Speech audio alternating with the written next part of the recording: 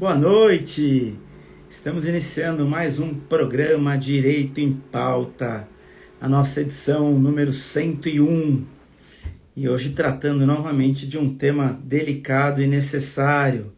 Professora Alice, que me dará a honra aí de bater um papo conosco hoje, já está por aí, já a convido para entrar ao vivo conosco. A gente vai falar sobre as alterações legislativas, sobre as legislações, as mudanças de 2021 e 2022 que tratam dos direitos das mulheres. A professora Alice Bianchini é especialista nesse assunto, é doutora em Direito Penal pela PUC São Paulo, mestre em Direito pela UFSC, foi professora da Faculdade de Direito da USP, e eu já falo mais aí sobre o currículo dela, que é extenso, mas ela é muito querida pelos seus alunos, recebi várias mensagens ao longo da semana depois da divulgação da live, parabenizando e dizendo que ela é uma professora sensacional e, além de tudo, conhecedora da matéria, uma pessoa muito querida. Estou muito feliz em recebê-la na live de hoje, nosso programa de número 101, e já vou convidá-la para participar conosco. Vou enviar o convite para que a doutora Alice entre aqui conosco. Já estou encaminhando o convite para ela, só um segundo. Vamos lá.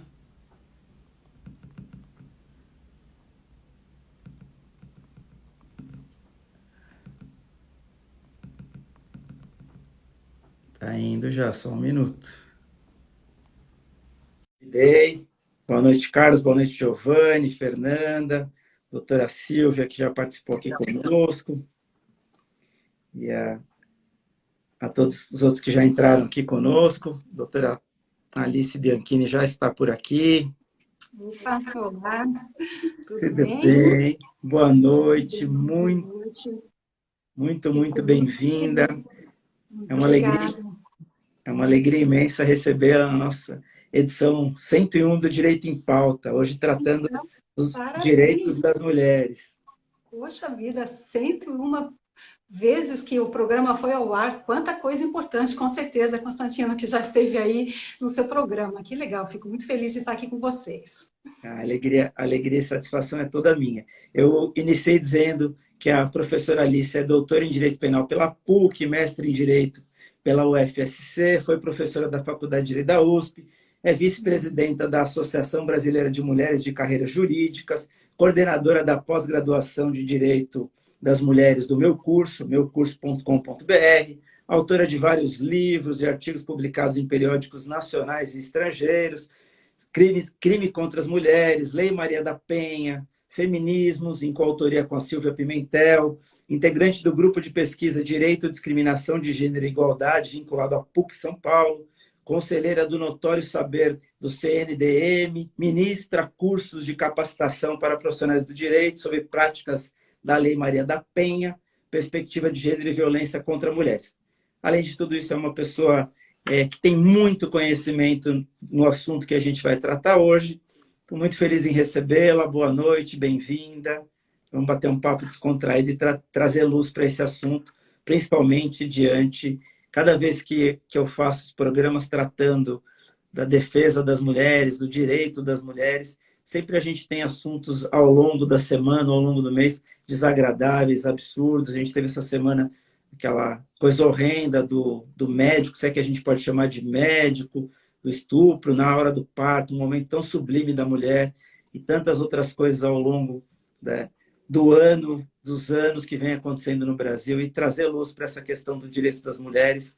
Acho que é uma missão de todos nós que acreditamos numa sociedade justa, numa sociedade digna, e que temos absoluta certeza de que a mulher está exatamente ao lado e ao mesmo lugar de qualquer homem, e a mulher está aonde ela estiver, onde ela quiser estar, ela está.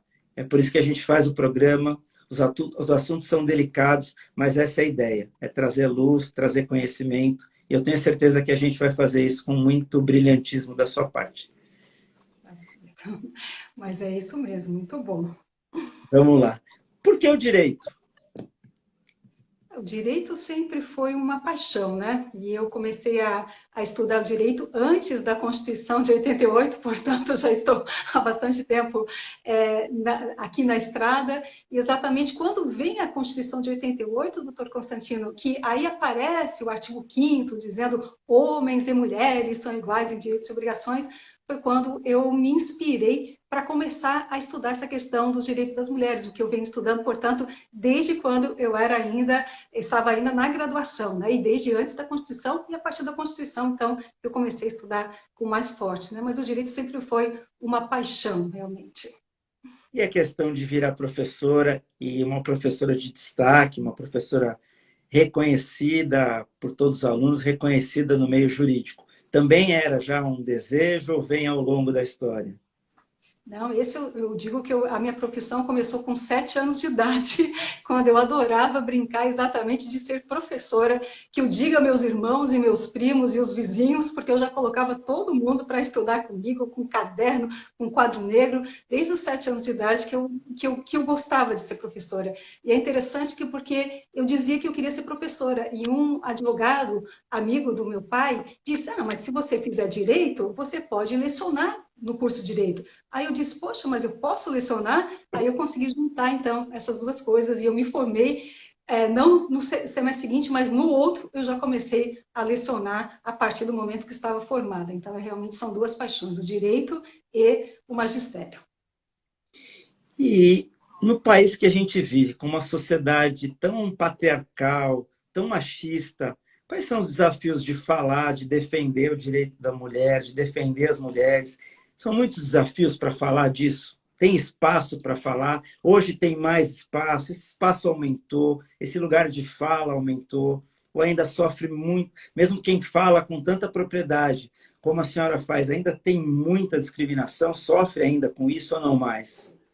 Sofre sim, Constantino. É uma coisa importante para a gente colocar, porque nós que trabalhamos essa questão dos direitos das mulheres, principalmente quando a gente faz uma fala sendo mulher, é muito mais complicado e a gente sofre realmente ataques também, né? Então, nós que somos defensoras dos direitos das mulheres, estamos sendo, sim, atacadas. Eu observo, assim, desde há muito tempo, quando, por exemplo, surge a Lei Maria da Penha, e eu vou me posicionar sobre questões da Lei Maria da Penha, é um recebimento diferente de quando, por exemplo, um colega meu, homem, fala a mesma coisa, né? Então, a mesma coisa falada por um homem tem um tipo de recepção e falado por uma mulher tem outro tipo de recepção. Então, não vou falar aqui de todos os xingamentos que eu recebi, mas eles também trazem um olhar muito interessante, do tipo assim, né?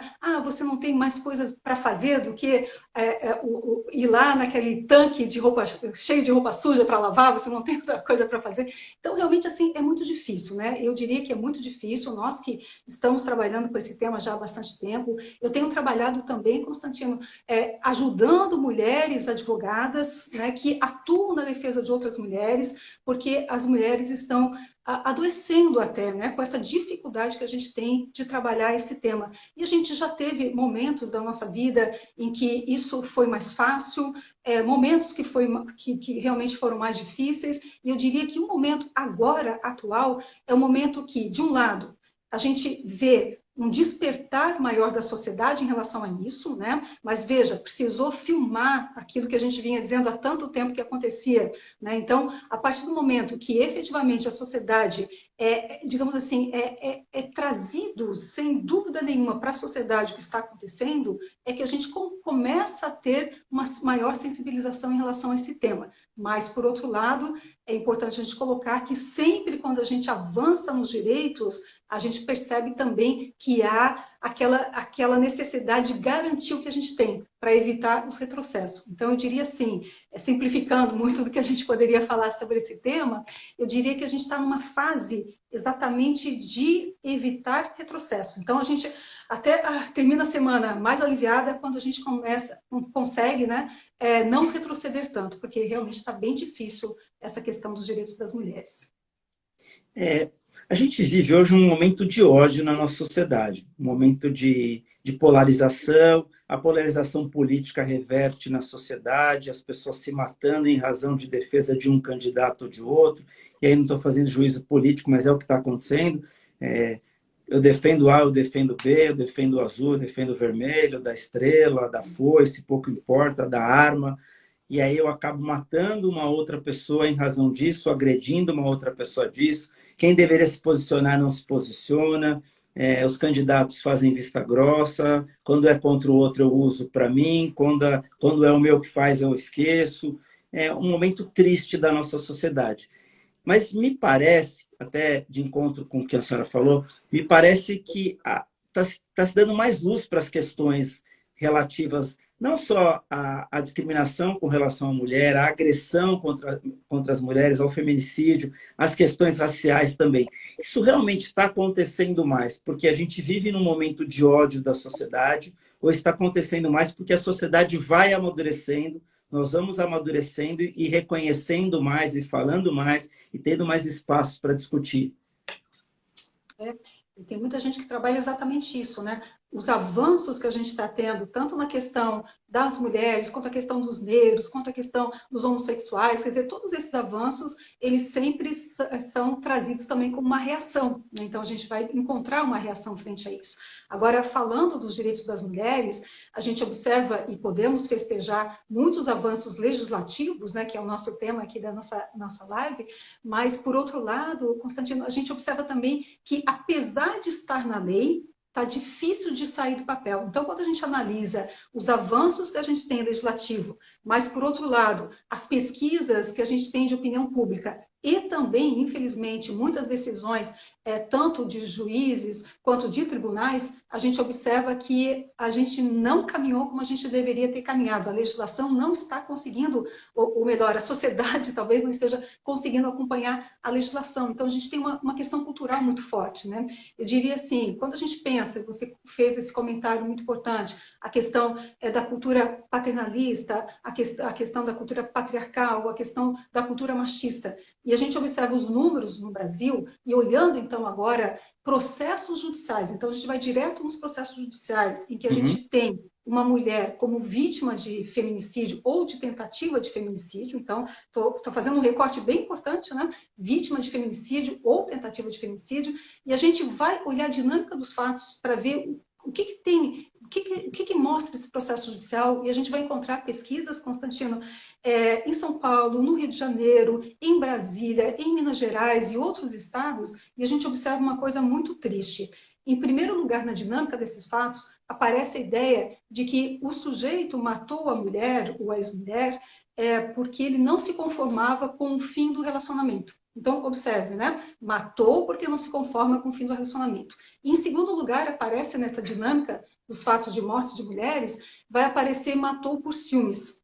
E aí, quando a gente faz uma análise psicológica e sociológica disso, a gente observa que essa ideia de que matou porque não se conformou com o fim do relacionamento é uma ideia totalmente muito distante dos fatos, porque o fato não foi, você não mata uma pessoa porque você não se conforma com alguma coisa, né? O fato, na verdade, analisando sociologicamente, é a ideia de que matou porque ele não aceitou a autonomia da mulher. Então, observe que essa ideia de não aceitação da autonomia da mulher, nós estamos falando de um fator sociológico que é exatamente o patriarcado. O patriarcado é isso. Quem tem o poder é o homem e a mulher não tem o direito nem sequer de dizer não quero mais viver essa vida de violência. Ela não teria esse direito, essa liberdade.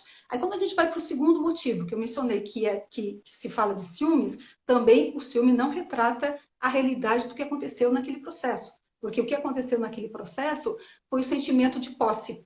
E o sentimento de posse tem a ver exatamente com essa questão individual, que é o machismo, em que você entende que a mulher é sua propriedade. Você entende, então, que ela não pode ter determinados comportamentos, não pode usar um batom vermelho, não pode usar uma roupa curta, né? Ela tem que se comportar de acordo com o que você acha que ela deva se comportar. Então, quando a gente observa os processos judiciais e vê essa nossa sociedade brasileira matando as mulheres, né? Porque não aceita a autonomia das mulheres, ou porque acha que tem um sentimento de posse em relação a essas mulheres, a gente tem que parar tudo, né? E a gente está faltando esse estalo na nossa sociedade de compreender que não é possível a gente dar um passo a mais na nossa vida sem que a gente observe o que está acontecendo na nossa sociedade. Porque isso que está acontecendo com as mulheres está acontecendo também com os negros, está acontecendo também com os homossexuais. Ou seja, nós temos uma sociedade que efetivamente é uma sociedade que não aceita o que se considera como sendo diferente. Então, a gente tem uma sociedade que tem um jeito de ser e não aceita nada diferente daquilo, né? Então, a gente precisa, sim, pensar muito, precisa refletir muito. É muito importante, a gente está falando aqui, obrigado por esse espaço, né? Um homem tratando deste tema, eu acho que a gente precisa exatamente disso. Enquanto os homens não compreenderem que essa questão da violência contra a mulher não é uma questão da mulher, é uma questão da sociedade, é uma questão que afeta as mulheres, afeta as mães, as irmãs, as filhas, né, as amigas, quer dizer, é uma questão da sociedade. E sendo o problema da sociedade, Constantino, a gente tem que ter a sociedade para resolver. E nós, mulheres, precisamos, sim, dos homens aliados, não dos homens querendo dizer para nós o que a gente deve fazer, né? Mas os homens aliados na nossa causa, se colocando à disposição, o que nós podemos fazer para ajudar nessa questão. E eu até falo, Constantino, para não me alongar muito, mas só para fechar aqui esse raciocínio, que quando as pessoas me perguntam, né? Ah, eu tenho uma amiga que está sofrendo violência, eu tenho uma prima que está sofrendo violência, eu tenho uma colega no trabalho que está sofrendo violência, o que eu devo falar para ela? E eu digo o seguinte, claro que você deve conversar com essa vítima, mas se você conhece o agressor, você deve conversar também com o agressor, porque a gente tem que virar essa moeda.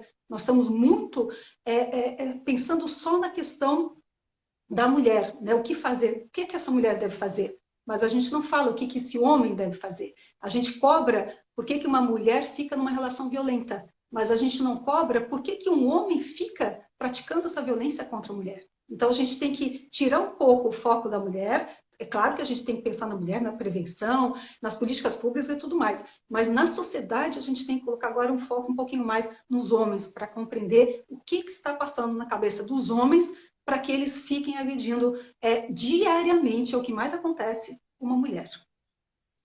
É verdade, é isso mesmo. Pegando um gancho nessa questão do olhar para o homem, a gente tem as medidas protetivas da Lei Maria da Penha, e a gente vai entrar nisso. Mas a medida protetiva, como é que a gente consegue tornar ela eficaz? Porque conseguir a medida protetiva não é difícil. Não é tão difícil. Inclusive, tem alteração na legislação facilitando isso. Mas e a efetividade da medida protetiva? Porque muitas vezes, mesmo com a medida protetiva, mesmo com o boletim de ocorrência, mesmo com várias reclamações, a mulher ainda acaba sendo vítima desse agressor. Isso é um problema também estrutural do país? Ou é um problema que ele se encontra com a questão, de novo, do machismo, de que parte da polícia, parte de quem deveria estar protegendo ainda convive com esse machismo? Ou é falta de estrutura mesmo? Então, é falta de estrutura por conta do machismo. Então, são as duas coisas juntas e misturadas, né? Porque o que a gente vai encontrar é exatamente isso. Começa com uma questão de políticas públicas. E aí, olha a informação que eu queria dar para todos, né, que estão aqui com a gente, agradecendo realmente todos que estão aqui conosco. Mas o Brasil tem dinheiro para fazer políticas públicas de enfrentamento à violência contra a mulher. E é muito dinheiro. É muito dinheiro que a gente tem. É uma verba vinculada que você tem que usar para essa finalidade. Só que, desde 2000, já vem acontecendo isso há algum tempo, mas particularmente a partir de 2019, houve uma derrubada muito grande do valor que está sendo utilizado no enfrentamento à violência contra a mulher. E esse valor, a última utilização era muito pequena, ou seja, está sobrando dinheiro para fazer políticas de enfrentamento à violência contra a mulher. E aí, o que acontece? Nós temos dinheiro, mas esse dinheiro não está sendo utilizado exatamente porque políticas públicas de enfrentamento à violência contra a mulher não está sendo prioridade, e não é de agora, deste governo, porque isso já vinha acontecendo já há mais tempo, né? Então, não vamos colocar uma questão governamental, vamos colocar uma questão de cultura. Muito bem. E aí, uma das medidas, por exemplo, que a gente teria, que seria muito importante, que a gente tivesse em cada esquina, por exemplo, são delegacias especializadas em atendimento à mulher. Há uma pesquisa da ONU, Constantino, que vai dizer que nos locais onde a gente tem uma delegacia de polícia especializada no atendimento às mulheres, diminui em 11% o índice de mortes de mulheres. Então, olha que coisa fantástica, né? Quer dizer, com esse dado, com essa informação, era para ter uma em cada esquina no nosso Brasil, né? Diminuindo as mortes de mulheres. Mas o que a gente tem é uma escassez muito grande de delegacias especializadas. Aí, quando a gente vai, por exemplo, para programas, como, por exemplo, muito importante programa, que é o chamado, tem variações em cada estado, mas a maioria vai chamar de Patrulha da Lei Maria da Penha, que essa sim é uma patrulha, então, de policiais, né, que vão fazer a fiscalização para ver se a medida protetiva de urgência que foi, né, deferida em favor de uma mulher, se ela efetivamente está sendo executada, se ela está sendo suficiente, se essa mulher está sendo protegida. Então, o que vai acontecer? Nos locais em que há essa patrulha Lei Maria da Penha, essa patrulha passa toda semana na casa dessa mulher para saber o que está acontecendo, se está tudo bem. Então, você tem um tipo de resposta em relação à medida protetiva de urgência. Mas a realidade, essa realidade, ela é bem escassa quando a gente pensa do Brasil, né? Nós temos um número muito pequeno de patrulhas, por exemplo, da Lei Maria da Penha. Agora, por outro lado, quando a gente vai olhar o Brasil inteiro e observa um dado sobre mortes, voltando para mortes de mulheres, e a gente observa, então, que tem mais mulheres morrendo sem medidas protetivas do que com medidas protetivas. Então, a gente tem uma certa informação, né, no sentido de que as medidas protetivas de urgência têm servido para alguma coisa. Mas, inclusive agora, nesse período da pandemia, nós tivemos um aumento muito grande do número de medidas protetivas concedidas, isso foi muito importante, né? Aumentou bastante. As medidas também, elas foram desburocratizadas, isso também é muito importante, porque se uma mulher diz que está precisando de uma medida protetiva, não dá para pedir para ela trazer provas, nós temos que acreditar na palavra dessa mulher. Por quê? Porque se ela estiver falando a verdade, nós protegemos essa mulher. Agora, se eventualmente, que é um percentual pequeno de mulheres que mentem em juízo, pedindo a medida protetiva, quando não precisavam, se ela estiver mentindo, tem como essa medida, então, cair, tem como ela responder por indenização, por danos morais, ela pode responder, inclusive, por denunciação caluniosa, ou seja, tem o que fazer. Agora, se ela precisava e nós não acreditamos nela, essa situação pode ser irreversível. Então, é muito importante acreditar na palavra da vítima. E só com a palavra da vítima já dá para conceder medida protetiva, né? Então, isso é importante da gente observar também. Bom, visto que a gente tem medidas protetivas de urgência, já desde a Lei Maria da Penha, né? E que, efetivamente, elas têm tido eficácia, aí volta para a sua questão. Claro, elas não são suficientes, porque é um papel, né? Um papel que está ali. Agora, a partir de 2018, nós tivemos uma alteração interessante, quando determinou que o não cumprimento da medida protetiva de urgência era aquele crime que foi criado, né, o artigo 24A, como um crime de descumprimento da medida protetiva de urgência. Então, isso melhorou um pouco para que houvesse o cumprimento da medida protetiva de urgência. Agora, hoje, para a gente falar como é que está o status dessa situação, o que está mais complicado é conseguir intimar o agressor da medida protetiva de urgência. Então, isso tem sido algo que está ficando muito difícil, né? Porque realmente o agressor sai do local, se esconde e tal, e ela acaba não conseguindo fazer essa intimação da medida protetiva. Mas é importante, sim, a medida protetiva é importante, mas o mais importante é fortalecer as redes informais de proteção. Porque a medida protetiva é uma rede formal de proteção, mas as redes informais, a família, no trabalho, os amigos, né? Então, se a mulher mora, por exemplo, num prédio, ela tem que avisar o porteiro que esse marido dela, ex-marido, ela tem uma medida protetiva. Só que hoje, infelizmente, as mulheres ainda têm muita vergonha de dizer que tem uma medida protetiva, que foi agredida pelo seu marido, pelo seu ex-marido. Então, muitas vezes as mulheres têm essa medida protetiva, mas por vergonha elas não falam no trabalho, não falam nem para o porteiro do prédio, e às vezes, então, este homem que já tinha acesso a esses locais acaba tendo esse acesso franqueado e acontece muito, né? De mortes de mulheres, inclusive no local do trabalho. Então, realmente precisa fortalecer também toda essa rede informal. Muito a fazer. Inclusive, na questão dos condomínios, a gente teve uma alteração legislativa que obriga o síndico, a administração do condomínio, a comunicar à autoridade as questões, quando tiver conhecimento de questões de violência doméstica. A gente tem isso, né?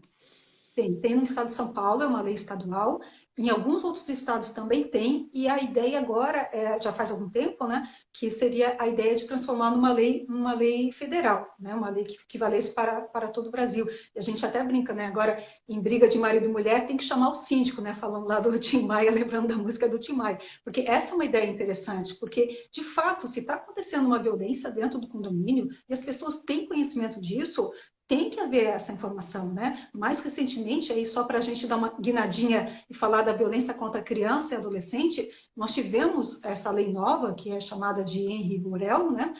Exatamente agora a necessidade passa a ser crime se você tem o conhecimento de que uma criança está sofrendo violência e você não faz essa comunicação. Passou, inclusive, a ser crime também, né? Então, nós temos essa preocupação, essa necessidade da sociedade se envolver. Enquanto que a gente sempre dizia, né, em briga de marido e mulher, não se mete a colher, agora a gente tem que dizer, em briga de marido e mulher, vou chamar o síndico.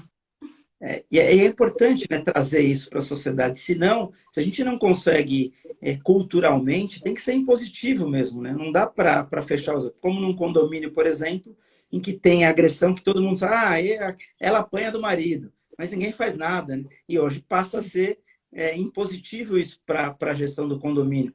E, infelizmente, tem que ser assim, né? Se não vai pelo amor, tem que ser pela força, para que a gente possa mudar a sociedade. Acho que faz todo sentido. Sim, Vamos, até porque se a gente for, só para tem colocar mais um dado aqui, fique à vontade. uma pesquisa do Instituto Patrícia Galvão, de 2020, fez essa pergunta para a sociedade. Em briga de marido e mulher, se mete colher ou não? Isso foi em 2020, não faz muito tempo. E, infelizmente, doutor Constantino, um percentual que foi quase a metade para dizer que em briga de marido e mulher se mete a colher, mas metade vai dizer, continua entendendo que em briga de marido e mulher não se mete a colher. Então, essa questão cultural que o doutor falou realmente está demonstrado nessa pesquisa do Instituto Patrícia Galvão. Tá? Falando de uma maneira mais ampla, até para tentar trazer luz para o nosso tema, a legislação e o direito contemporâneo, eles estão adequados para a proteção da mulher? Com essa evolução legislativa dos últimos anos, cada vez mais a gente tem a alteração nesse sentido de proteção. Ainda falta muito, ou se a gente comparar, sei lá, uma comparação com o resto do mundo, a gente está bem de legislação ou a gente ainda está um passo atrás? Então, a gente deu um salto muito grande de 2021 para agora. Nós tivemos praticamente 15 legislações novas que abordam esse tema da questão da mulher, né, da questão e da temática penal da mulher, inclusive. Quando a gente teve, por exemplo, no ano passado, a lei, finalmente, a lei de perseguição, que é a Stalking, né, que é uma lei que era necessária já fazia muito tempo. Eu mesma, doutor Constantino, já falava dessa necessidade de um tipo penal desde a década de 90, né, que a gente vinha defendendo essa necessidade. E aí saiu a lei de Stalking, muito importante, porque ela permite que não se espere muito tempo para fazer alguma coisa, porque uma característica da violência contra a mulher, violência doméstica familiar contra a mulher, ela é escalonada. Ela vai acontecendo sempre na sequência e a violência seguinte mais intensa do que a violência anterior. Então, essa é uma característica que todo mundo que estuda a violência contra a mulher conhece essa característica. E o crime de perseguição permite, então, que você lá no comecinho, enquanto não é só perseguição, porque perseguição já é bastante coisa, né? Mas enquanto ainda está em nível de perseguição, se possa romper com esse ciclo da violência. Então, ele é muito importante, o tipo penal de perseguição. Outro tipo penal também do ano passado, que veio logo na sequência, que também foi muito festejado, foi a violência psicológica.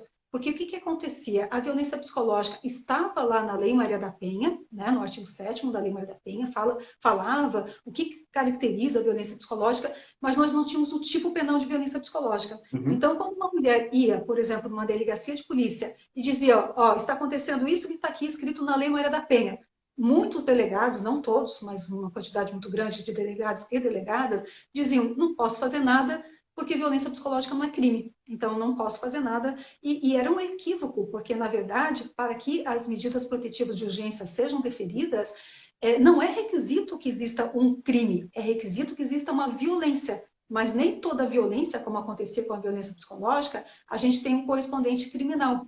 Né? Então, isso que tem que desvincular, porque a Lei Maria da Penha ela não tem caráter criminal, né?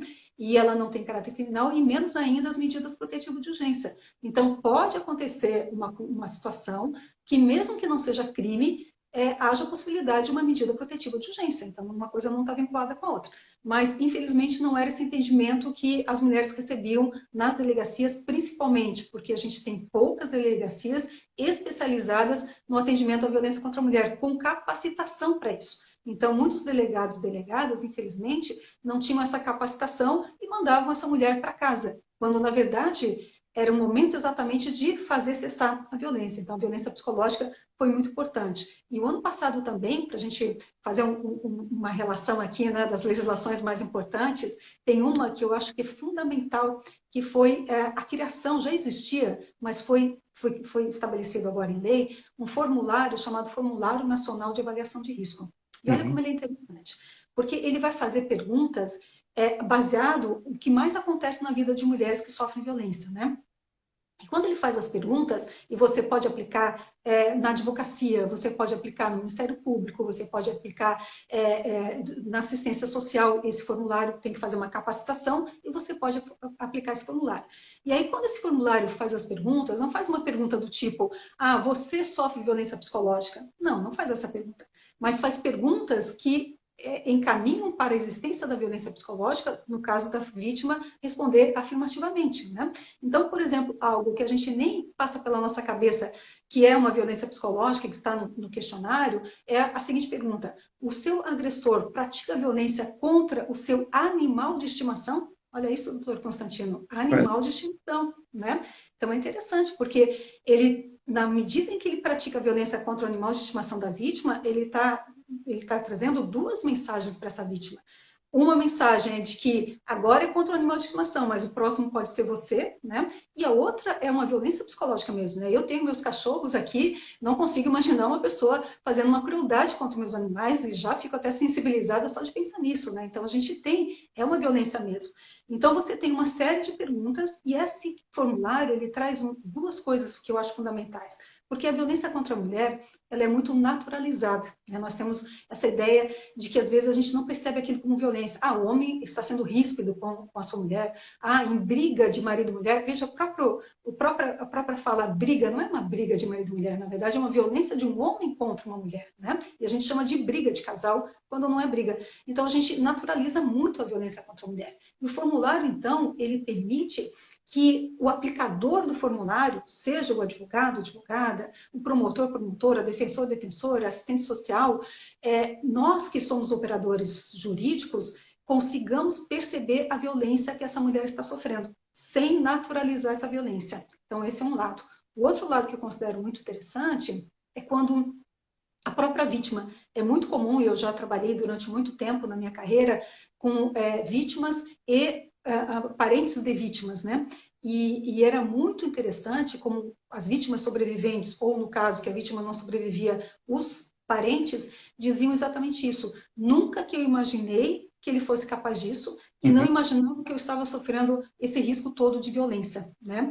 E o formulário, então, permite para essa mulher vítima perceber também o quanto que o risco dela está alto de violência. E, a partir dali, ela conseguir não só pedir medidas protetivas, mas muitas vezes se mudar do local, voltar para a casa dos pais, sair daquela cidade, né? Então, fazer alguma coisa que possa, de fato, protegê-la em relação à violência que ela está sofrendo.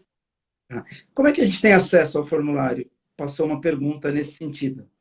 Legal. Eu não vou me lembrar o número da lei, mas se você colocar no Google mesmo, né, Formulário Nacional de Avaliação de Risco, já tem acesso a ele. É muito interessante, vale muito a pena ter um formulário que todo mundo pode ter acesso, mas o mais importante, doutor Constantino, e também me dirigindo à pessoa que fez a pergunta, é fazer um curso de capacitação. Tem cursos pequenos, normalmente os tribunais de justiça têm esses cursos, tem muitos cursos desses, assim, não curso, mas falando do formulário que a gente consegue encontrar no Google também, né?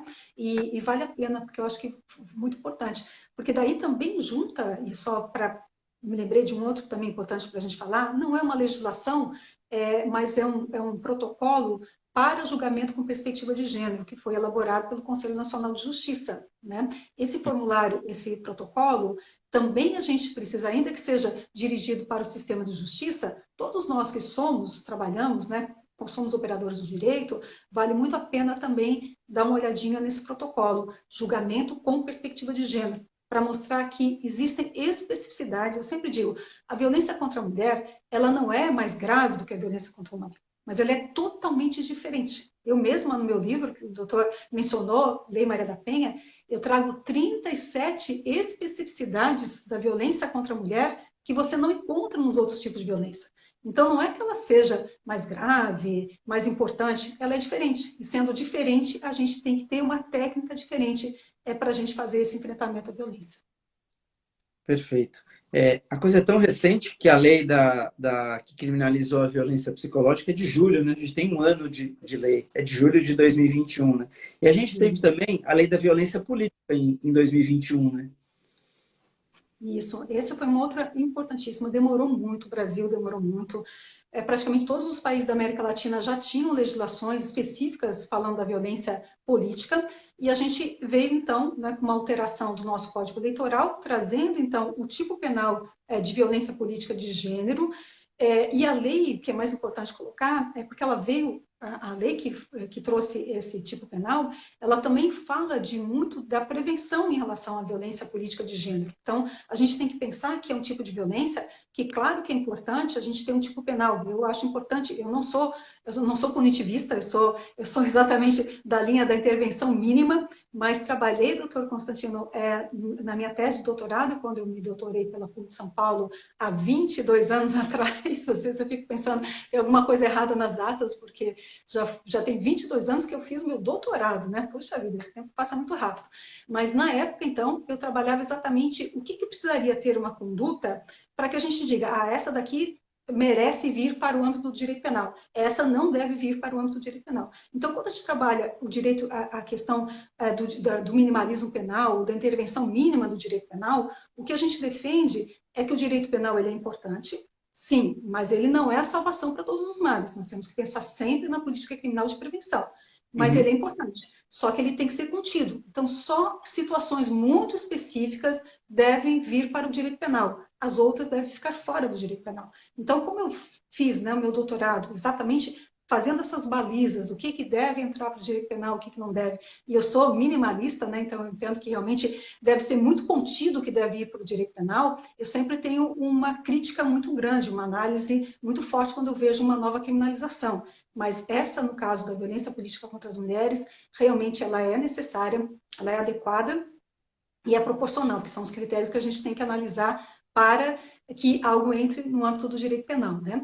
E ela tem já trazido uma alteração. Essa não fez nenhum ano ainda vai fazer um ano, não completou um ano ainda, mas ela já começou a trazer esse debate para a sociedade, porque era um debate que a gente não fazia. Né? Inclusive, estou neste momento escrevendo um livro. Eu já terminei um livro nesse meio tempo que o doutor falou, terminei um, deve ser lançado agora ainda, que é exatamente violência contra crianças e adolescentes. Né? Então, terminei este, logo está saindo. E já comecei um novo, que é violência política, crimes de violência política contra as mulheres, porque efetivamente a gente precisava desse tipo penal. Mas, de novo, a lei é importante na criminalização, mas o que eu acho mais importante da lei é a parte da prevenção, é a parte da gente discutir, para a gente pensar e não naturalizar essas violências que acontecem também no âmbito da política contra a mulher. Porque quando a gente começou a falar, né, doutor Constantino, da questão da igualdade entre homens e mulheres, nós sabemos, pelas últimas pesquisas feitas pelo Fórum Econômico Mundial, que a gente ainda vai demorar 134 anos para a gente conseguir atingir a igualdade entre homens e mulheres. Mas no quesito da questão da representação política das mulheres, nós vamos levar mais tempo ainda, porque são 4 critérios que são levados em consideração. Um deles é a questão política. O outro é a questão econômica, que a gente ainda vai demorar muito também para ter a equivalência econômica entre homens e mulheres. Na questão que a gente pode dizer que é uma boa notícia, é que na questão da saúde e na questão da educação, nós já aparelhamos homens e mulheres na questão do acesso à educação e também no acesso à saúde. Só que o Brasil, infelizmente, a gente tem uma péssima saúde e uma péssima educação. Então, a gente está lá, homens e mulheres iguais, na condição terrível de educação e na condição terrível de saúde, né? Temos que deixar isso bem claro, mas já conseguimos equivaler homens e mulheres nesses 2 quesitos.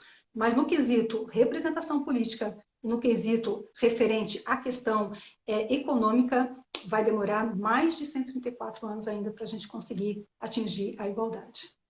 A gente acaba nivelando por que a gente não consegue entregar para a sociedade, que o poder público não entrega, a gente consegue equiparar. Mas aquilo que efetivamente faria a diferença, a gente tem essa dificuldade.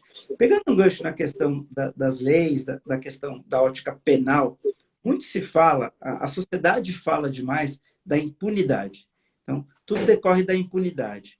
Na questão da proteção da mulher, faz sentido se falar ainda em impunidade, em que a legislação, as penas seriam brandas, aumentar as penas seria uma solução, diminuiria a questão da violência? E aí, fazendo um paralelo, aumentar a pena, aumentar o encarceramento no modelo de encarceramento que a gente tem hoje, esse modelo melhora e diminui a violência, melhora o quadro, ou a gente acaba criando mais violência e entra num círculo vicioso? Não, com certeza. Eu acho que não é a solução, realmente não é a solução. O que todos os estudos da questão dos direitos da mulher, e principalmente na questão da violência contra as mulheres, vão trabalhar, é uma ideia de responsabilização, não a ideia de punição, a ideia de responsabilização. Então, passa a ser muito importante que, havendo uma violência, haja uma consequência em relação àquilo. Mas a consequência não tem que ser necessariamente uma cadeia, até porque dificilmente, né, a gente vai ter cadeias aqui no Brasil para todos os tipos de crimes, né? Principalmente esses que envolvem a questão da mulher, os que são mais comuns, lesão corporal, ameaça, né, que são tipos penais que dificilmente você vai conseguir fazer com que uma pessoa vá ao cárcere por conta do cometimento desse crime, ainda que haja uma condenação. E esse, ainda que haja uma condenação, o problema está, não vejo na questão de aumentar os prazos de pena, não. Mas a gente tem muito problema, e aí sim é um calcanhar de Aquiles muito forte, é a questão da prescrição, doutor Constantino.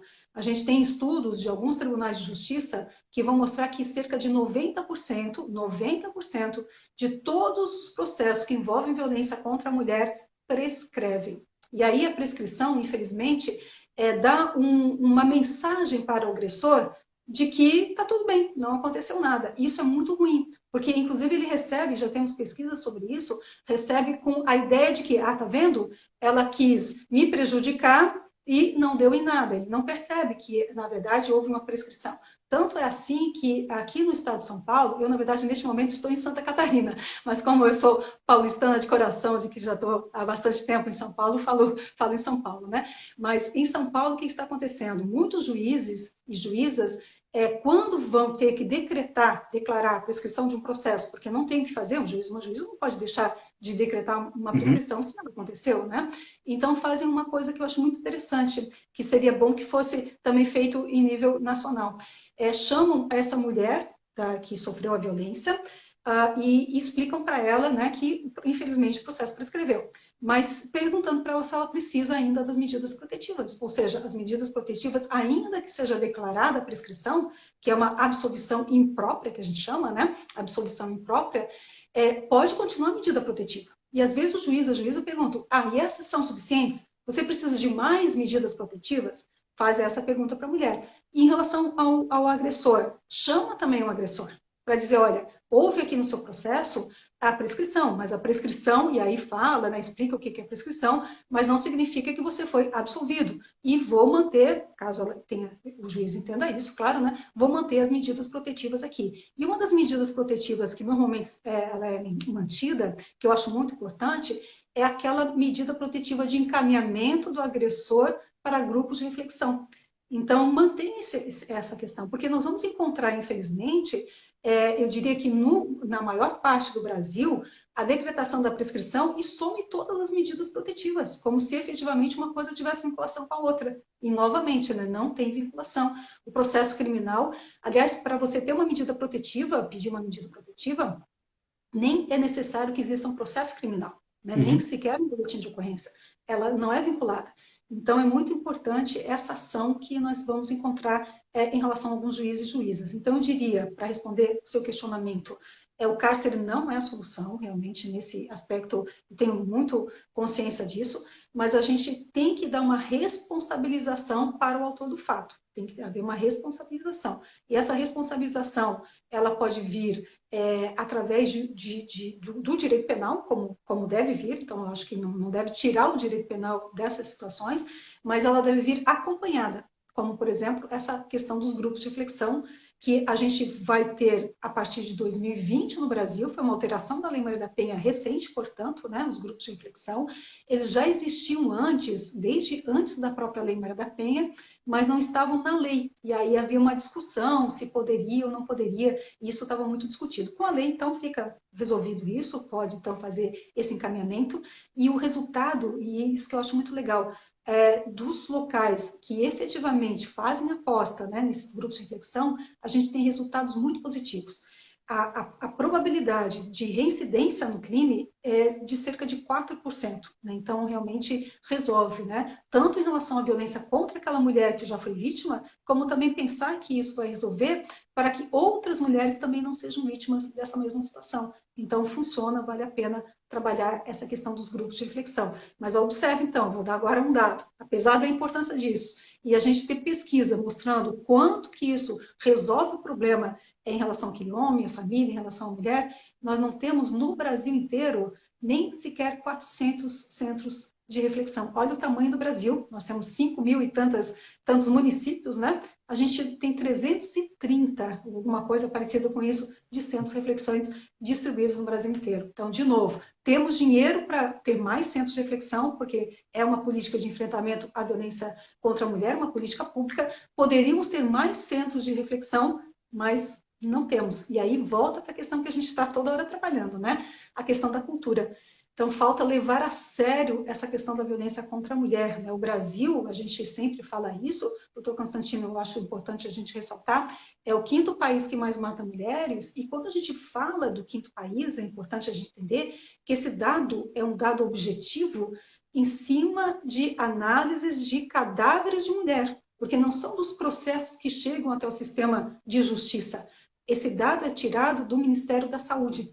É tirado de um formulário que se chama SIM, que é o Sistema de Informação de Mortalidade. Então, você vê no Brasil o número de mortes de pessoas do sexo feminino, contabiliza esse número, vê a classificação, são 3 classificações: mortes naturais, que não interessa para esse cálculo, mortes acidentais, que também não interessa para esse cálculo, e mortes violentas, que aí sim você pega mortes violentas. E você pega, então, esse número de mortes violentas de mulheres, divide pela quantidade de mulheres que nós temos no Brasil, e a gente vai encontrar uma taxa. E essa taxa que a gente encontra no Brasil só não é superior a 4 outros países. Né? E essa mesma lógica, doutor Constantino, a gente faz aqui nos estados também do Brasil. E a gente observa uma coisa muito interessante, como é uma disparidade muito grande do número de mortes de mulheres quando a gente analisa estado por estado. Né? Então, um dado importante, por exemplo, e aí a gente até também fica feliz em dizer uma boa notícia, né? Mas são poucas boas notícias que a gente tem para dar aqui nessa nossa live, mas uma delas é que o estado de São Paulo é o que detém o menor índice de mortes de mulheres proporcionalmente ao número de mulheres do estado. Então, realmente é um número bem... é o menor índice de todos os estados brasileiros. Agora, detalhe, apesar de ser o menor índice de todos os estados brasileiros, quando a gente compara mesmo São Paulo com a América Latina, nós ainda temos um índice muito alto, ainda que seja no estado com o menor índice do Brasil. Né? Então, a notícia é boa, mas dá para relativizar. E a gente tem uma disparidade enorme. Enquanto São Paulo tem 2 ponto alguma coisa, 2,3 de mortes de mulheres a cada 100 mil habitantes, o estado de Roraima, por exemplo, tem 12 ponto alguma coisa. Então, uma disparidade muito grande que a gente vai encontrar também aqui dentro do Brasil, né? Então, isso realmente faz com que a gente tenha que pensar um pouquinho. O que está dando certo em São Paulo que não está dando certo, por exemplo, em outros estados? Muito a fazer ainda. Com Sim. relação à Lei Maria da Penha, a gente teve alterações recentes, né? Queria falar um pouco disso? Isso, eu queria falar de uma que eu acho que quase ninguém está se dando conta, que é uma alteração que foi feita diretamente no Código de Processo Civil. E ela fala lá, no artigo 1048 do Código de Processo Civil, vai dizer que todos os processos que envolvem violência contra a mulher, no âmbito da Lei Maria da Penha, são processos que têm que ter prioridade. E isso, doutor Constantino, eu tenho observado que não está acontecendo, porque os processos da Lei Maria da Penha estão prescrevendo exatamente porque não se está dando conta ou não se está utilizando, em vários lugares, não vou dizer todos, né, é exatamente isso que está escrito no artigo 1048 do Código de Processo Civil, que é a prioridade. Então, tem que haver prioridade. A última alteração que a gente teve em relação a essa questão da violência contra a mulher foi uma alteração agora, bem recente, do mês passado, que vai alterar o Estatuto da Advocacia e vai alterar também o Código de Processo Civil, para dizer que, por exemplo, nós finalmente, como nós advogados, né, e advogadas, temos agora as nossas férias lá no final do ano, né, no dia 20 de dezembro e tal, então tivemos finalmente as nossas férias. Mas, olha que interessante, diz a lei, né, essa lei recente, que no caso vai suspender todos os prazos, audiências e tudo está suspenso, mas os processos de Lei Maria da Penha não suspendem, né? Então mostra o quanto que realmente a gente não dá para parar. É um momento, a questão da violência contra a mulher não vai ficar suspensa porque os advogados e advogadas estão de férias, né? Vai continuar existindo, infelizmente, violência contra a mulher. Então, esses prazos relativos à violência contra a mulher, dos processos, né, eles não vão ser interrompidos. Então, essa é uma questão interessante, porque é uma lei de 2019, essa que eu falava da prioridade no âmbito da tramitação dos processos, né, de 2019, mas tem muita gente que não está se dando conta dessa alteração. Então, é uma alteração importante. Uma outra alteração que eu acho importante, que eu tenho observado, que está sendo muito pouco utilizada, é em relação aos processos de divórcio, de separação judicial, de desconstituição da união estável, né? Todos esses processos de ruptura do relacionamento. Porque é muito importante a gente entender que, e aí vem dados também de uma pesquisa chamada Visível e Invisível, que vai dizer que o momento em que a mulher está pedindo a separação é um momento importante da vida dela, mas é um momento que ela corre maior risco. Então, tem que tomar muito cuidado neste momento. E quanto mais rápido tramita esse processo de separação, seja o divórcio, né, a dissolução da sociedade conjugal, a separação judicial, e que esteja tudo resolvido, alimentos, a distribuição dos bens, né, tudo isso esteja resolvido, quanto mais rápido isso acontecer, melhor. Porque enquanto essas pendências ainda estão acontecendo, a violência está também acontecendo, né? Então, é muito importante. Então, é uma lei de 2019 que buscou exatamente isso, dar mais celeridade a esse processo e trabalhou também uma questão importante, que é a questão do domicílio, né? Então, se a mulher sofre violência, o domicílio, ela pode escolher o domicílio que vai efetivamente propor essa ação. Porque eu observo, doutor Constantino, que muita gente não está se atendo a isso, e às vezes a mulher precisa mudar de domicílio para outro município, às vezes até outro estado, mas o processo continua lá onde ela morava anteriormente. Não, né? Se essa violência já existia, esse processo ele pode ser levado para o local onde ela está agora residindo. Então, tem uma série de questões sobre esse tema que vão ajudar muito a vida da mulher, né? E que não estão sendo levados em consideração. Então, acho que isso realmente é bastante importante. Das alterações que a gente teve, foram muitas alterações que a gente teve, né? Mas eu diria assim, essas são as que estão sendo menos observadas. E aí me lembrei de uma outra também importante, que não é bem uma alteração, mas que advogados e advogadas de vítimas também estão um pouco esquecendo isso, de quando vai pedir a medida protetiva de urgência, não esquecer que dá para pedir também os alimentos. E a gente tem visto nos processos um batidão de medida protetiva. Qual é o batidão? Eu chamo de batidão de medida protetiva. Proibição de contato e proibição de frequentar determinados lugares, afastamento do lar. Ponto. Como se só tivessem essas 3 medidas protetivas lá na Lei Maria da Penha, né? E são muitas medidas, inclusive tem as medidas inominadas, que o advogado e a advogada podem, né, pensar em outras necessidades e também propor outras possibilidades aí para atender, né, as necessidades dessa mulher. Legal. Eu acho que essa mudança, a gente queria fazer um parênteses aqui, essa mudança da sociedade passa pela capacitação da mulher. E eu vi passando aqui a Mafuane, que está nos acompanhando, queria agradecer. Ela faz parte do IVG. O IVG é um instituto que capacita mulheres. Até as mulheres que estão nos assistindo e que vão assistir, que precisam de capacitação, que precisam ter um projeto, precisam de mentoria. O IVG ele faz muito isso, é bem interessante. A Mafuane trabalha voluntariamente para o Instituto, é um trabalho bem legal. Se entrar no site do IVG, vocês vão perceber e ter acesso lá. São vários programas que eles têm, de mentoria, inclusive, e é interessante esse trabalho. E um outro trabalho interessante também, que assim que estiver pronto eu devo trazer para vocês, é um projeto da Patrícia, que é Patrícia Morello, que é psicóloga, que é minha esposa. É um projeto interessante para o próximo semestre, onde ela fala de autoestima, mas não de autoestima da mulher no sentido genérico, de como operacionalizar a autoestima, de como a mulher utilizar a melhora da autoestima para buscar independência, porque muito da submissão da mulher ao homem, o agressor, é a questão de ela não ter capacitação e não ter condições de subsistência até. Então, a mulher entende, e aí eu queria a sua opinião com relação a isso. Melhor aqui do que fora daqui. Aqui eu consigo comer, aqui eu apanho, por mais absurdo que seja, aqui eu apanho, aqui, mas eu consigo comer, aqui meu filho tem onde dormir, por mais absurdo que pareça, esse paradoxo, acho que isso acontece muito. Então, essas atitudes como do IVG, como da Mafuane, como o projeto da Patrícia e tantos outros que a gente tem por aí, são importantes também porque tem esse vínculo de reduzir, de dar autonomia para a mulher e de reduzir a questão da violência. Faz sentido isso também? A mulher se submete muitas vezes por essa questão da dependência financeira?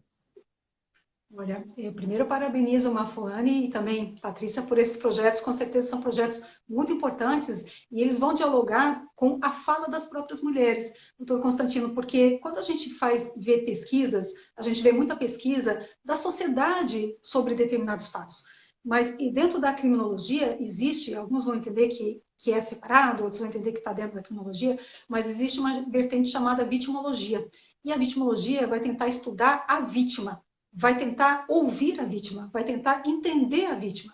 E a gente tem pouquíssimas pesquisas de vitimologia no Brasil, mas tem uma que eu queria destacar, que ela é feita desde antes da Lei Maria da Penha. Então, imagine a série histórica, né? A cada 2 anos, ela é repetida no Brasil. Desde antes da Lei Maria da Penha, ela é uma pesquisa data Senado, e ela vai fazer perguntas para a sociedade, mas ela vai fazer perguntas também para a vítima. Então, quando a pessoa se identifica como vítima, né, você tem toda uma classificação separada que você pode ver a resposta da vítima e comparar, inclusive, com a resposta da sociedade. E uma das perguntas que é feita desde 2004, quando foi feita a primeira pesquisa, portanto, antes da Lei Maria da Penha, é exatamente essa. Por que você que sofre violência não denuncia o seu agressor? A palavra denúncia aqui no sentido não técnico, né? Mas no sentido aqui mais coloquial. E aí vem as respostas. E é muito interessante quando a gente faz essa análise histórica, porque a questão da dependência econômica e a preocupação com a criação dos filhos sempre apareceu entre as 3 primeiras colocações, variando se é a primeira, a segunda ou terceira. Nos últimos tempos, assustou muito, que ficou em primeiríssimo lugar, não foi a dependência financeira, não foi a preocupação com a criação dos filhos, mas foi medo de vingança do agressor. Então, olha que interessante isso, né?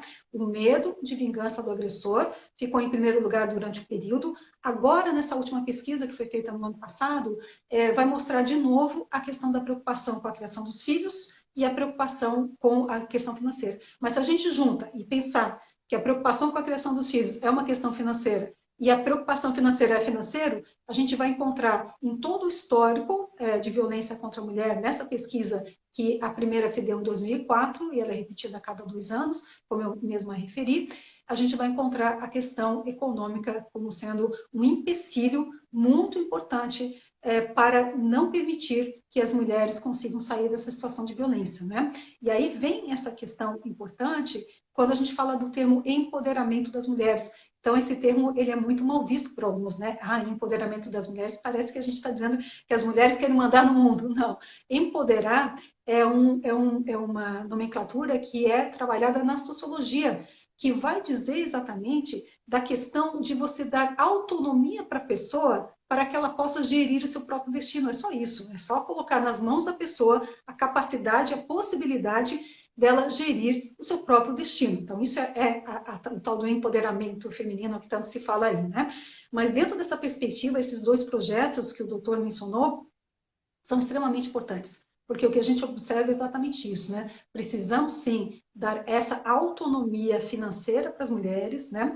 A questão financeira hoje, de todas as pesquisas que nós vamos encontrar no mundo inteiro, inclusive no Brasil, a gente observa que aonde há a maior desigualdade entre homens e mulheres é na questão econômica, né? Exatamente. Hoje no Brasil, apesar de nós termos na nossa Constituição, apesar da gente ter nas nossas leis trabalhistas a ideia da equiparação salarial, que no mesmo cargo e na mesma função tem que haver o mesmo salário, não é efetivamente o que a gente vê na realidade, né? Nós temos uma diferença salarial no mesmo cargo e função entre homens e mulheres na casa de 30% mais ou menos no Brasil. Algumas profissões mais, a nossa, por exemplo, da advocacia, é muita disparidade que a gente tem entre os advogados e advogadas.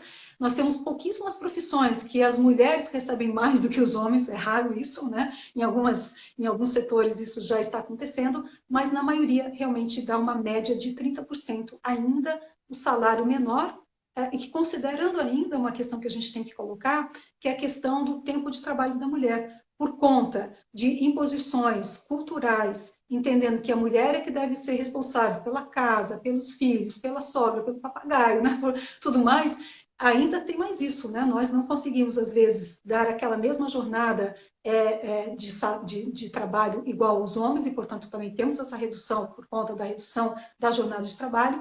Muitas vezes nós não conseguimos fazer hora extra porque a gente precisa ir para casa, porque tem que fazer a comida dos filhos, tem que fazer tal, então a gente acaba não aceitando as horas extras, e tudo isso, então, realmente repercute diretamente na questão salarial.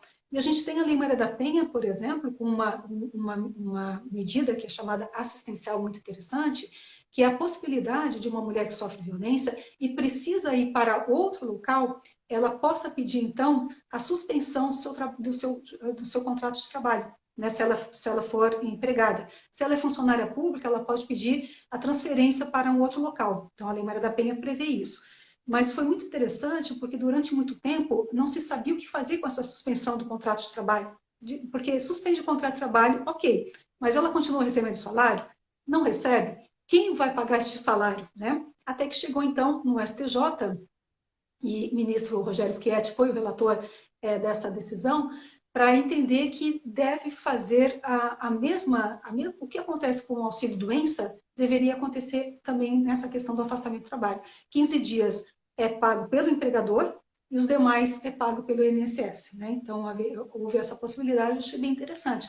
Mas está faltando regulamentação, realmente, para que a gente não fique nessa insegurança jurídica, que a mulher possa exercer esse direito que está lá na Lei Maria da Penha, mas sabendo o que fazer, né? O que acontece na vida dela. Então, pelo menos essa decisão do STJ me pareceu muito interessante para contemplar isso. Mas é exatamente isso, né? A maioria... E aí tem um detalhe também interessante, porque uma pesquisa feita pelo IPEA mostrou que a maior parte das mulheres que denunciam, não que sofrem violência, mas que denunciam, são as mulheres que têm trabalho.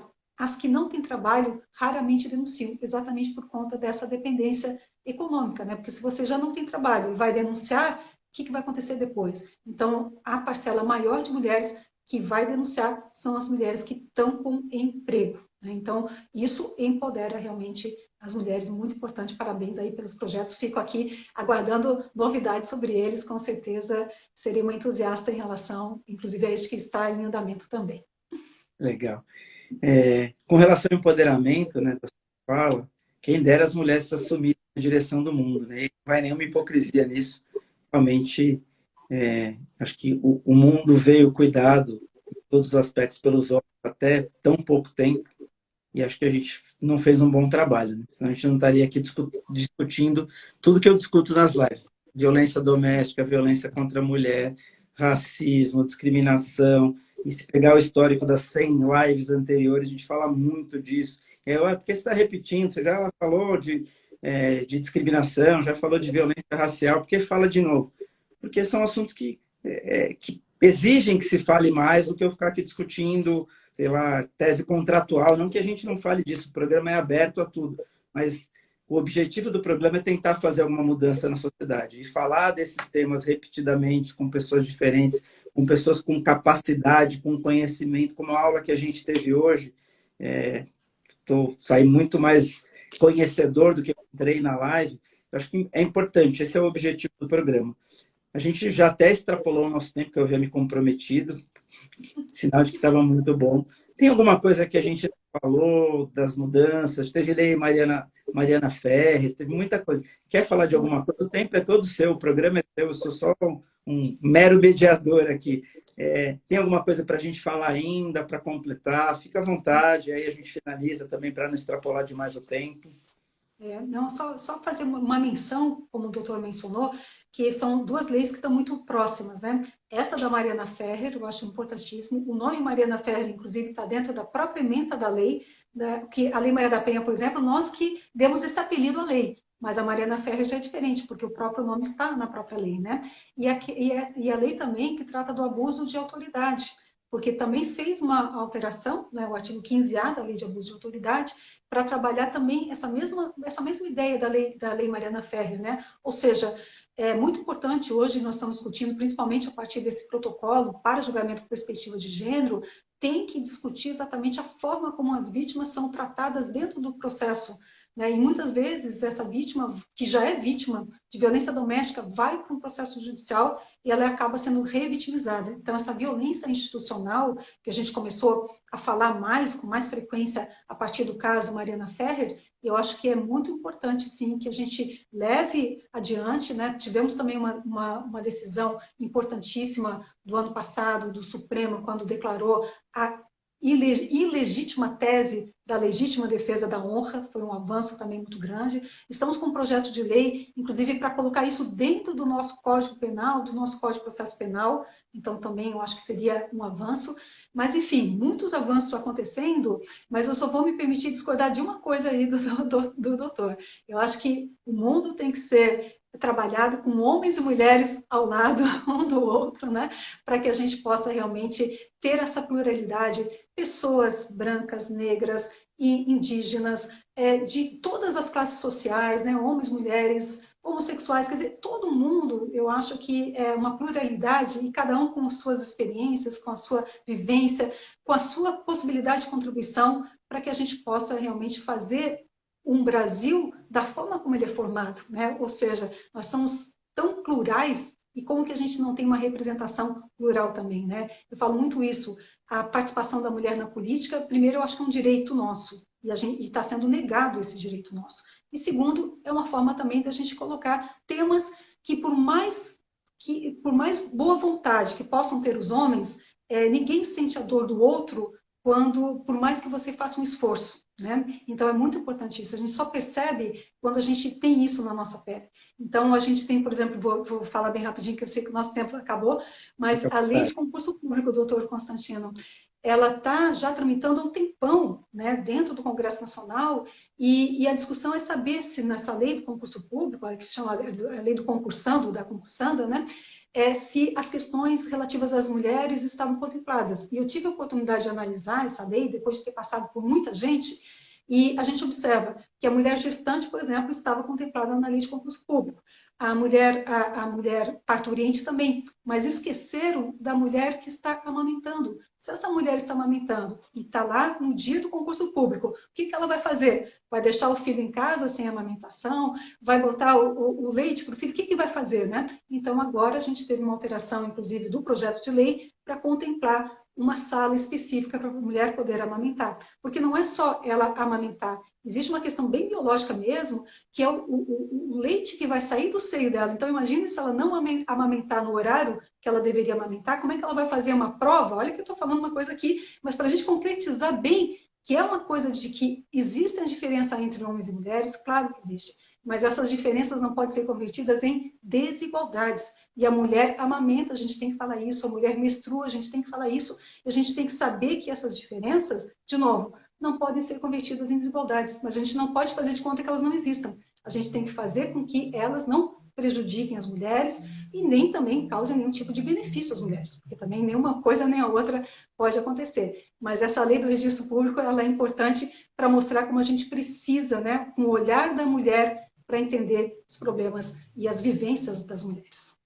Verdade. Com relação a essa questão da mulher menstrua, é interessante. Teve a derrubada do veto do presidente com relação à questão do fornecimento de absorventes, né? Isso aconteceu há pouco tempo também. É interessante que houve a derrubada do veto presidencial para distribuição, acho que para as mulheres de baixa renda. Uma coisa nesse sentido, é importante ressaltar isso também. Com certeza. E é uma coisa tão grave que aconteceu na vida das mulheres, né? Principalmente as mulheres que não têm condição, e a gente nunca tinha se sensibilizado para esse problema. Como é que a gente nunca conseguiu enxergar esse problema e se sensibilizar para isso, né? Então, a gente tem muita coisa ainda para acontecer, mas que bom que as coisas estão acontecendo. A OAB de São Paulo, junto com a CASP, lançou uma campanha agora, no mês de julho, que é da arrecadação de absorventes, que qualquer posto da CASP do Estado de São Paulo recebe absorventes para doação. Então, quem estiver assistindo e quiser doar, qualquer posto da CASP no Estado de São Paulo, que é a Caixa de Assistência dos Advogados, pode doar lá, que vai ser muito bem distribuído. A OAB faz um trabalho muito sério, merece todos os aplausos.